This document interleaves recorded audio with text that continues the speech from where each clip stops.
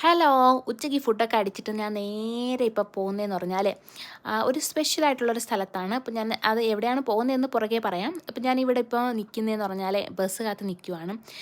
ഇവിടെ ബസ് കാത്ത് നിൽക്കുമ്പോൾ നമ്മളെപ്പോഴും ഇങ്ങനെ ക്യൂ ആയിട്ട് വേണം നിൽക്കേണ്ടത്. അതേപോലെ തന്നെ ലാസ്റ്റിൽ നിന്ന് വന്നിട്ട് ഫസ്റ്റിലേക്ക് തള്ളിക്കയറലോ അല്ലെങ്കിൽ ആൾക്കാരുടെ കാലും കൈയൊക്കെ ചവിട്ടി ഒടിക്കൽ അങ്ങനെയുള്ള സംഭവങ്ങളൊന്നും ഇവിടെ ഇല്ല.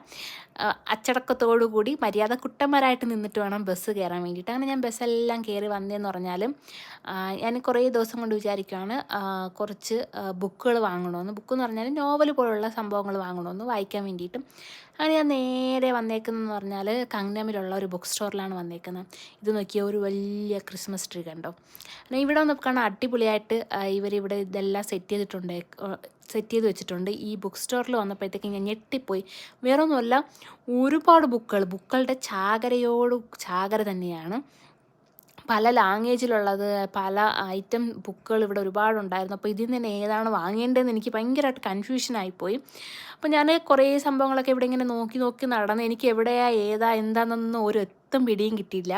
ആകപ്പാടെ ഒരു കൺഫ്യൂഷനായിരുന്നു. പിന്നെ അതേപോലെ തന്നെ ഇവിടെ നമുക്ക് ഇഷ്ടമുള്ള ബുക്ക് നമ്മൾ വാങ്ങാതെ തന്നെ, പൈസ കൊടുത്ത് വാങ്ങാതെ തന്നെ നമുക്ക് വായിക്കാൻ പറ്റും. സാധാരണ നമുക്കത് ലൈബ്രറികളിലല്ലേ അങ്ങനെ റീഡ് ചെയ്യാൻ പറ്റുന്നത്.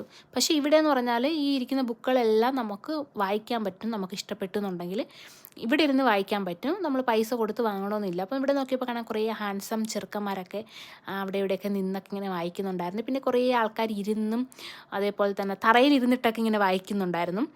ഞാൻ കുറേ ബുക്കുകളൊക്കെ ഇങ്ങനെ തിരഞ്ഞ് നടന്ന് നോക്കി. അപ്പോഴാണ് എനിക്കൊരു സംഭവം മനസ്സിലായത്.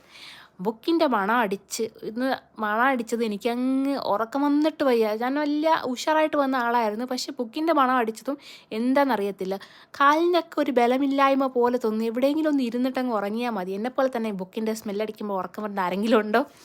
അങ്ങനെ ഞാൻ ഒപ്പായെ വിളിച്ച് പറഞ്ഞു ഞാനിവിടെ ബുക്ക് സ്റ്റോറിൽ വന്നു. അപ്പോൾ ഒപ്പ എൻ്റെ അടുത്ത് പറഞ്ഞു, എന്നാൽ പിന്നെ നീ അവിടെ വെയിറ്റ് ചെയ്യും, ഞാൻ അങ്ങോട്ട് വരാം, എന്നിട്ട് നമുക്ക് രണ്ടുപേർ കൂടെ ഒരുമിച്ച് വീട്ടിൽ പോകാമെന്നും. ഞാൻ അവിടെ നിന്ന് കുറേ ബുക്കൊക്കെ ഇങ്ങനെ നോക്കിയിട്ടുണ്ടായിരുന്നു.